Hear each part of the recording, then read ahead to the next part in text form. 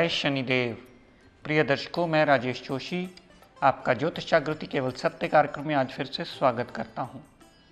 प्रिय दर्शकों, जैसा कि आप जानते हैं, पिछले कुछ दिनों से चर्चा रही युतियों को लेकर। आप में से बहुत सारे लोगों के फ़ोन कॉल्स आए, बहुत सारे लोग हमारे इस मंच के माध्यम से हमसे जुड़े हुए हैं और बहुत सारे लोग देश विदेश से भी जुड़े हुए हैं, क्योंकि यूट्यूब पर ये प्रोग्राम सारी दुनिया में प्रसारित होता है। तो इसलिए बहुत सारे लोगों ने सवाल किया कि हमें दृष्टियों के बारे में भी समझाया जाए। जब एक एस्ट्रोलॉजर बात करता है कि इसकी दृष्टि यहाँ पड़ गई, इसकी दृष्टि यहाँ पड़ गई, तो एक लेमैन को समझ में नहीं आ पाता ये दृष्टि क्या चीज़ होती है। बहुत सारे लोग ये सवाल करते हैं, सर ग्रह की दृष्टि कैसे देखते हैं? ग्रह को आंखें तो लगी नहीं हैं, आंखें होंगी तो दृष्टि होगी।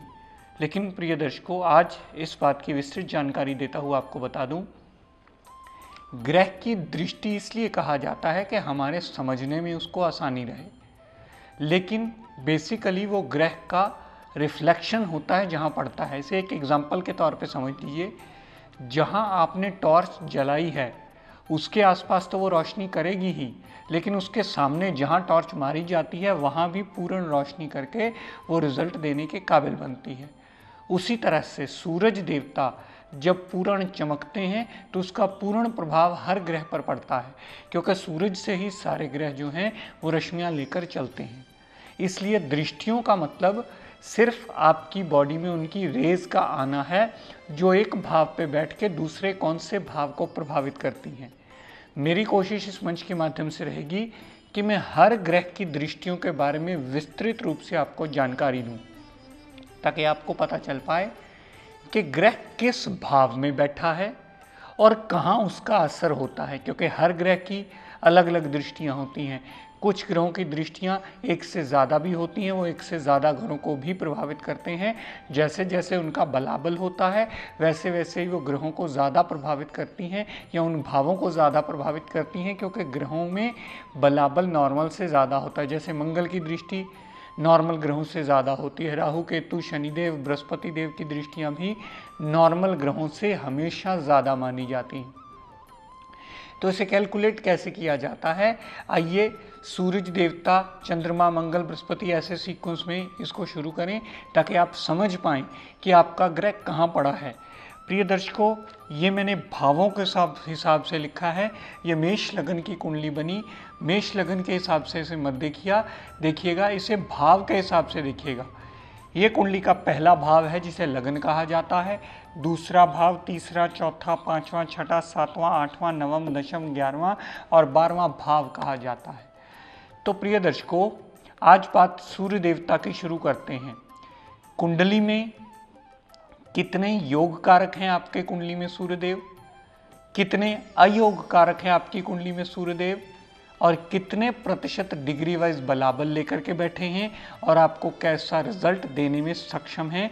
ये बात अगर पहली दूसरी बार आप ना समझ में आए तो किसी भी आसपास विद्वान की मदद लीजिए और ये जानिए कि आपकी कुंडली में सूर्य देवता अपनी दशा अंतर्दशा में कैसा और कितने प्रतिशत रिजल्ट देने वाला है। आइए इसकी विस्तृत जानकारी देता हूं। प्रिय दर्शकों, मान लीजिए आपका सूर्यदेव पहले भाव में बैठा है, इसे मेष राशि में मत गिनेगा।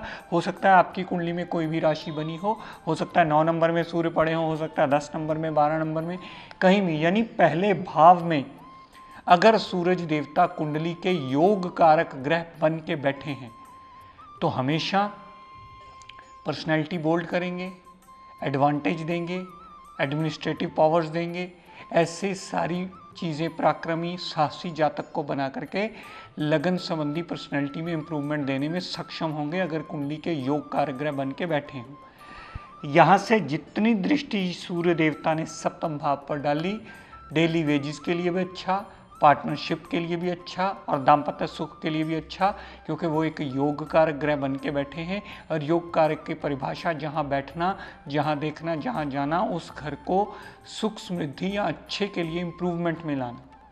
लेकिन इससे बिल्कुल विपरीत प्रिय दर्शकों, आपकी कुंडली में सूरज देवता किसी बुरे भाव के स्वामी होकर अगर लगन में बैठे हों, यानी आपकी कुंडली में मारक होकर बैठे हो। मिसाल के तौर पर लगा लीजिए, अगर ये 7 नंबर है और यहाँ नीच के सूर्यदेव पड़े हैं तो आपकी कुंडली में अति मारक ग्रह बन गए, या बुरे डिपार्टमेंट के मालिक या बुरे भाव के मालिक हो तो भी मारक ग्रह बन गए।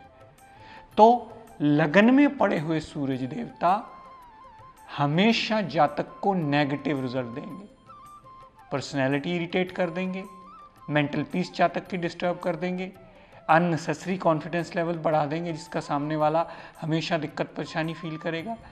यहाँ से जितनी दृष्टि सूर्यदेव ने सप्तम भाव पर डाली, अगर मारक होंगे तो दाम्पत्य सुख में भी कमी, पार्टनरशिप में भी दिक्कत परेशानियां, डेली वेजेज में भी नित्य नवा क्लेश खड़ा करते ही रहेंगे और कामकाज और डेली वेजेज में ऑब्स्टेकल खड़ी करके परेशान जातक को अवश्य करेंगे, क्योंकि अगर वो मारक होंगे।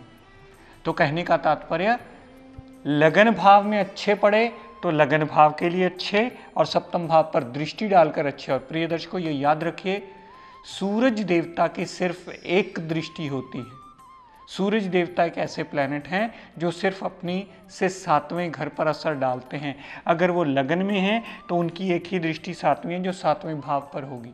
और एक बार और स्मरण रखिए प्रिय दर्शकों, ये बात सदैव याद रखिएगा कैलकुलेशन करने से पहले, अपने से 7वें घर को देखने का मतलब ये है कि जहाँ वो बैठा है वहाँ से आप पहला गिनना शुरू कर दीजिए। 1, 2, 3, 4, 5, 6 और 7, यानी 7वें घर पे उसका इम्पैक्ट आया और जहाँ ग्रह पड़ा होगा वहीं से 1 नंबर की गिनती शुरू करनी है। कई लोग बहुत गलती करते हैं, ग्रह जहाँ पड़ा है, नया लेमैन कई बार करता है, ग्रह जहाँ पड़ा है यहाँ से 1 नंबर शुरू कर देते हैं। नहीं मेरे भाई, जहाँ दर्शकों सूरज देवता पड़े हैं वहीं से 1 नंबर गिनना है, और जहाँ वो पड़े हैं वहाँ से आगे 7 नंबर तक देखना है। 1, 2, 3, 4, 5, 6, 7। तो लगन प्रभाव पूरा असर सूर्य देवता रखेंगे और सूरज देवता की 7वीं दृष्टि 7वें घर पर पड़ी। इसी के साथ प्रिय दर्शकों ये भी समझ लीजिए, सूरज देव दूसरे भाव में पड़े हों, अगर योग कारक पड़े होंगे तो दूसरे भाव संबंधी सारे एडवांटेज, यहाँ से जितनी दृष्टि 8वें भाव संबंधी डाली, 8वें भाव संबंधी भी एडवांटेज के फल देंगे। तीसरे भाव में सूरज देव आए, ये भाव बहुत ज़्यादा पराक्रम वाला माना जाता है, बहुत ज़्यादा शुभ नहीं माना जाता, भाग दौड़ खपना खेचल का माना जाता है। यहाँ से सूर्यदेव ने जितनी नवम भाव पर दृष्टि डाली तो नवम भाव संबंधी भी अच्छा करेंगे, अगर योग कारक बन के बैठे होंगे तो। लेकिन अगर अयोग कारक बन के बैठे होंगे तो तीसरे भाव को भी खराब करेंगे, नवम भाव को भी खराब करेंगे। ये आपको देखना होगा, और पहली दूसरी बार ये बात ना समझ में आए तो अपने आसपास किसी विद्वान की मदद लीजिए और ये जानिए कि आपकी कुंडली में क्या सूरज देवता योग कारक हैं या कुंडली में मारक बन के बैठे हैं, और आपको कितने प्रतिशत अच्छा या बुरा फल देने में सक्षम है, उसकी डिग्री वाइज कैपेबिलिटी देखकर ये विवेचन किया जा सकता है। दर्शकों, यही सूर्यदेव अगर कुंडली के 4थे भाव में विराजमान होंगे, अगर योग कारक बन के बैठे होंगे तो माता, गाड़ी, भूमि, वाहन, मकान, सारी सुख सुविधाएं लाने में इम्प्रूवमेंट ही देंगे। यहाँ से जितनी दृष्टि सूरज देवता ने 10म भाव पर डाली, कामकाज में वृद्धि, कामकाज में इम्प्रूवमेंट, इंक्रीमेंट, प्रमोशन ऐसा मिलने का सारा योग बनता है, कामकाज में तरक्की होने का योग बनता है, हायर रैंक पे जाने का योग बनता है। लेकिन प्रिय दर्शकों, अगर मारक बन के बैठे होंगे तो रिजल्ट इससे बिल्कुल विपरीत हो जाएगा। मारक बन के बैठने से माता से मनमुटाव, माता से क्लेश, गाड़ी, भूमि, वाहन जातक का लेने वाला हुआ तो उसमें भी परेशानी। यहाँ से जितनी दृष्टि कामकाज पर डाली तो कामकाज पर भी मारक ग्रह होने की वजह से बुरा प्रभाव देंगे। कामकाज चलता चलता रुक सकता है, कामकाज में परेशानियां शुरू हो सकती हैं, कामकाज दिक्कत परेशानी में आ सकता है, कामकाज के रिगार्डिंग ऑब्स्टेकल शुरू हो सकते हैं, कामकाज चलता चलता भी बंद हो सकता है, डिमोशन तक होने का योग बना देते हैं, क्योंकि वो मारक हैं। 4थे भाव पे बैठ के 10म भाव पर दृष्टि डाल के उसे हमेशा बुरे प्रभाव में ही रखेंगे। दर्शकों, यही सूर्यदेव 5म भाव में पड़े हों, अगर कुंडली के योग कारक ग्रह बन के बैठे हुए, अच्छे भाव के स्वामी बन के अच्छी जगह बैठ गए, योग कारक ग्रह बन के बैठने से पुत्र प्राप्ति का योग बना देंगे 5म भाव में। 5म भाव में जातक का कॉन्फिडेंस लेवल बहुत इंक्रीज कर देंगे, मेमोरी, माइंड, विल पावर से जातक बहुत अच्छा होगा, स्ट्रांग होगा। लव रोमांस में कामयाबी मिलेगी, अनसर्टेन गेन्स मिलेगा, क्योंकि योग कारक ग्रह यहां से सूर्य देव ने जितनी दृष्टि 11वें भाव पर डाली, बड़े भाई बहन की सपोर्ट मिलेगी। इच्छा पूर्ति करने के लिए जातक एफर्ट करेगा तो वो जरूर कर लेगा। इसी के साथ साथ प्रिय दर्शकों, जातक का धन का आगमन होता रहेगा और छोटी मोटी हेल्थ प्रॉब्लम हुई तो चली अवश्य जाएंगी सूरज की दशा अंतरदशा में। लेकिन इससे बिल्कुल विपरीत भी रिजल्ट हो सकता है प्रिय दर्शकों, ये आपकी कुंडली बताएगी। अगर आपके सूर्यदेव मारक बन के, यानी फंक्शनल मैलिफिक भी जिसको कहा जाता है, फंक्शनल मैलिफिक अगर बन के बैठे हों पंचम भाव में, तो पंचम भाव संबंधी सारे रिजल्ट गड़बड़ा जाएंगे। संतान सुख में कमी, संतान का देरी से होना, संतान होकर नष्ट हो जाना, संतान से परेशानी आना, संतान से मनमुटाव रहना, संतान बहुत लेट होने के बाद भी हमेशा लड़ाई झगड़े का कारण बनना, लव रोमांस में नाकामयाबी होना, अनसर्टेन लॉस होना, स्टमक में अनसर्टेन प्रॉब्लम्स होना, अननेसेसरी इरिटेटिंग नेचर बन जाना, अग्रेसिव नेचर का बन जाना। यहां से सूर्यदेव ने जितनी मारक होकर दृष्टि 11वें भाव पर डाली, 11वें भाव पर डाली हुई दृष्टि सूरज देवता की इच्छा पूर्ति करने में कमी लाएगी, बड़े भाई बहन से क्लेश मचवाएगी और आपकी हेल्थ को प्रॉब्लम देगी और लाभ में भी कमी लाएगी, क्योंकि वो एक मारक ग्रह होकर बैठे हैं। तो पंचम भाव संबंधी भी नेगेटिव रिजल्ट और 11वें भाव संबंधी भी अशुभता के रिजल्ट ही देंगे।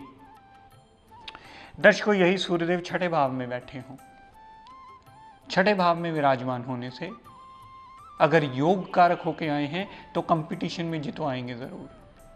कोर्ट केस मुकदमा आपके हक में होने का योग बनता है। जातक लिटिगेशन से क्लियर होकर के जातक को उसका अच्छा रिजल्ट मिलता है, अच्छी जॉब मिलती है, क्योंकि जॉब का घर है छठा।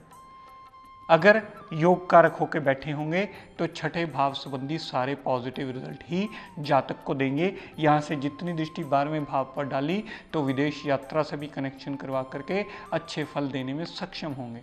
लेकिन इसके बिल्कुल विपरीत प्रिय दर्शकों, क्योंकि ये कंडीशन सिर्फ तभी आएगी छठे भाव में सूरज देवता की, जब सूरज देवता विपरीत राजयोग की कंडीशन में आ जाए, तब वो अच्छा फल देने में छठे भाव में सक्षम हो सकते हैं।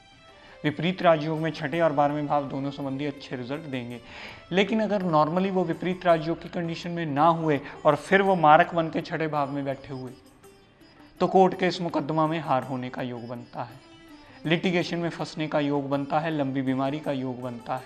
यहाँ से जितनी दृष्टि 12वें भाव पर डाली, हॉस्पिटल का खर्चा, जेल यात्रा, क्लेश, फजूल की मेंटल डिस्टर्बेंस, पति पत्नी के रिलेशन में भी दिक्कत परेशानी आने का योग बनता है। तो कारक ग्रह बनकर अगर विपरीत राजयोग में छठे भाव में आए तो अच्छा फल, वरना बुरा फल ही देते मिलेंगे सूर्य देवता। तो प्रिय दर्शकों, आज सूर्य देवता की दृष्टि आपने 6 घरों में जानी। इसी के साथ मैं अपनी वाणी को विराम देता हूँ। सबके लिए मंगल कामना करता हूँ कि हे शनिदेव हम सब पर अपनी कृपा दृष्टि दया दृष्टि सदैव बनाए रखें। जय शनिदेव। प्रिय दर्शकों, आप सबके लिए एक बहुत बड़ी खुशखबरी, वो दिन आ गया है जिसका आप बहुत लंबे समय से बेसब्री से इंतज़ार कर रहे थे। हमारे इंस्टीट्यूशन ने एडमिशन ओपन कर दिए हैं।